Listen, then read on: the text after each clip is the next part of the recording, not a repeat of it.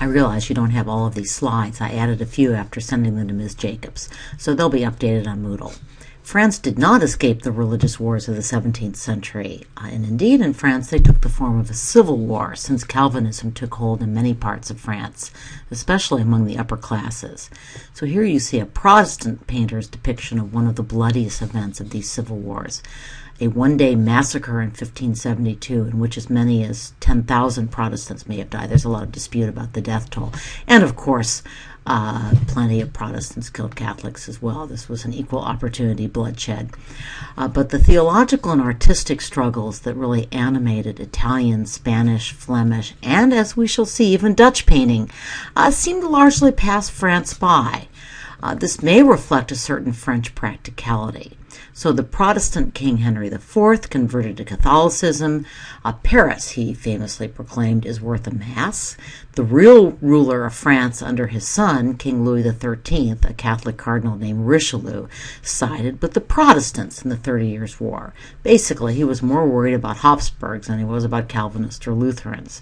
So maybe for the same reasons, French Baroque painting doesn't, I cannot help myself, go for Baroque in quite the dramatic way of Italian, Flemish, or Spanish painting.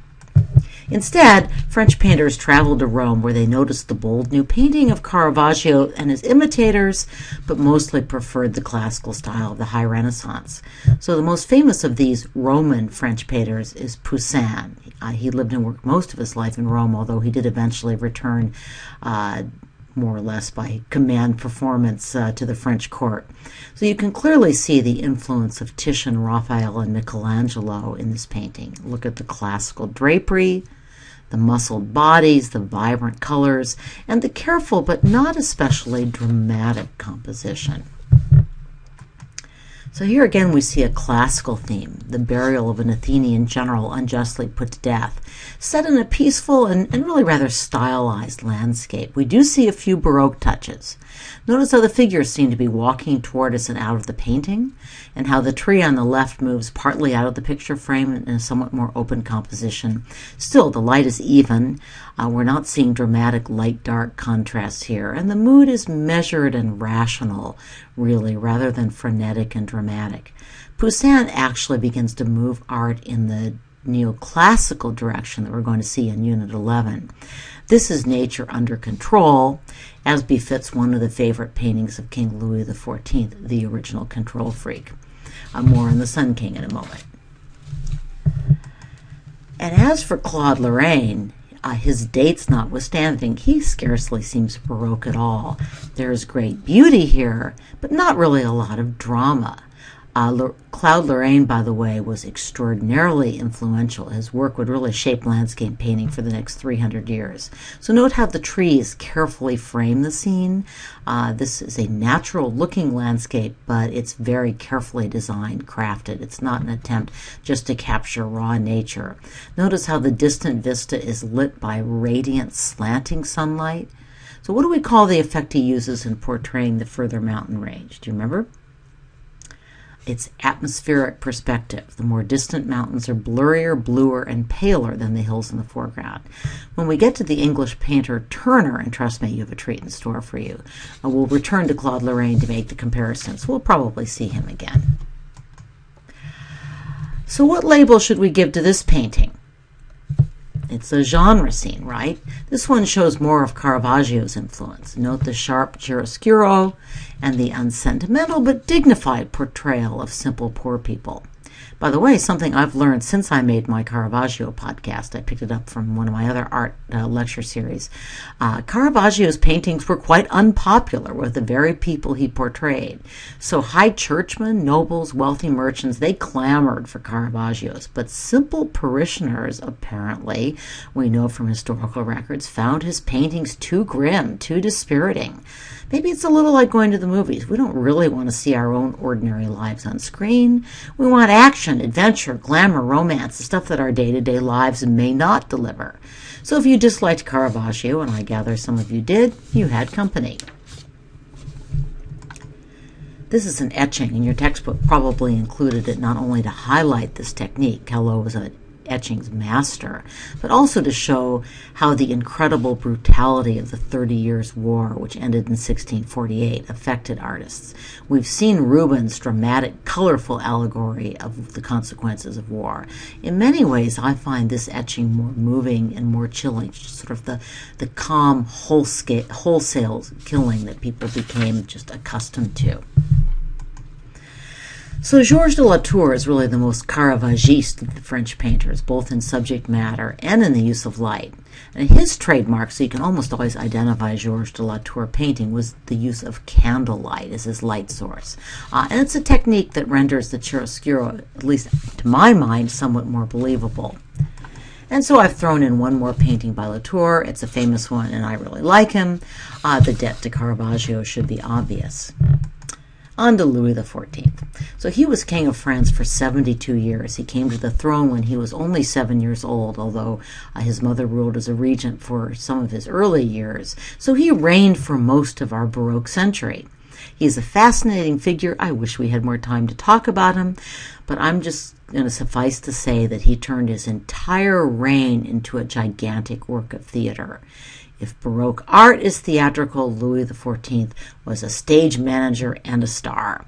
He was a brilliant propagandist, and he deliberately manipulated symbols of power to maintain control over his troublesome nobles, remember all those revolts, and his religiously divided kingdom. And by the way, he ruthlessly put down Protestants at home, even as he allied with Protestants in his wars against the Habsburgs. L'État, c'est moi, I am the state, and the practicality of preserving state power, that's what ruled the French. At any rate, here we see this elaborate clothing, which includes ermine, the fur, which has a royal symbolism, the fleur-de-lis, which is the symbol of the Bourbons, the haughty pose, even the high-heeled shoes to give his 5'4" self more height. All of this was designed to reinforce power and majesty. Louis XIV, by the way, maintained strict control over his painters and his portraits. There were no casual portraits of Louis XIV, similar to Van Dyck's painting of Charles I dismounted from his horse. Although I would say that in both paintings, the kings look mighty arrogant. So controlled elegance was also the rule for French Baroque architecture, which really looks more classical or Renaissance than Baroque, which can make it tricky for identifying on an AP exam. Here's another slide that I actually added since sending the slides to Ms. Jacobs, but it really illustrates the difference between French and Italian Baroque. This was Bernini's design for the Louvre. He was asked to submit a design. This is what he turned in. So you notice the curves, the alternating convex and concave structures. All of this just seemed too Italian, too fancy. And by the way, the French were also concerned, probably rightly so, that flat roof, while suitable for Rome, would cause major problems during French snowstorms. At any rate, the French weren't having any of that extravagant Italian foolishness. And you see here the restrained classical model that they adopted. By the way, as a consolation prize, Bernini was hired to create this highly idealized bust of Louis XIV. So as a young boy, Louis XIV had been forced to flee Paris to escape a rebellion, the Fronde. Later in life, he narrowly escaped an attack by a mob. So, as you might expect, Paris was not his favorite place. Too dangerous, too controlled by the mob. And when he grew to manhood, Louis XIV decided to establish his court outside of Paris. Not far outside, at a hunting lodge just 11 miles from Paris, but it was an important 11 miles. And remember, this is pre-automobile. He designed it to house not just his court and his government, but most of the nobles of France. Basically, Louis XIV wanted them under his thumb and kept so busy, entertained, that they would not have the opportunity or the time to rebel. You need to know the names of these architects, by the way. Hint, hint. And here, and they actually, I would argue they really are a work of art, are the formal gardens, which were designed by André Lenotre. Note again the classical proportions and the tight control. This is nature disciplined by royal power. By the way, there are several questions about Versailles on the, there seems to be a Versailles question on every AP test, which is why I'm going on at more length than I'd originally planned to. So to get to Versailles, one entered through the 3 roads that converged at the chateau, and these axes met at Louis XIV's bedroom. That was not an accident. By the way, this design where it looks like you have sort of separate units put together, those are called pavilions. I probably should have added that to the slide. So here is Versailles' most famous room, the Hall of Mirrors. Again, it was designed to dazzle in every sense of the word. This one actually looks a little more Baroque. You see that curved painted ceiling, the ornate decoration. So the inside looks more Baroque than the outside. Here's the Royal Chapel. It combines Baroque decorative opulence with, again, a somewhat more classical design, but that altar at the bottom, that looks very much like the kind of elaborate, gilded, over-the-top art altar that Bernini loved. Think of the Baldacchino in Rome. Think of the chapel that houses St. Teresa of Avila in Ecstasy. That's going for Baroque. Okay, we haven't talked about England much. That's going to change in Unit 11. But for now, let me just note that English Baroque architecture, like French Baroque architecture, remained more classical and Renaissance in style. Note the engaged columns, the alternating round and triangular pediments over the windows add a more decorative touch, maybe a little more playful, a little more Baroque, but basically the design remains restrained and symmetrical. We get a little closer to the Baroque here. This is St. Paul's Cathedral, designed by the famous architect, English architect, Sir Christopher Wren. Now, the dome was deliberately modeled on what? Michelangelo's dome for St. Peter's. The church, however, reveals some more Baroque elements. Look particularly at the towers and how you have that alternating convex and concave curve that's typical of Baroque architecture. Okay.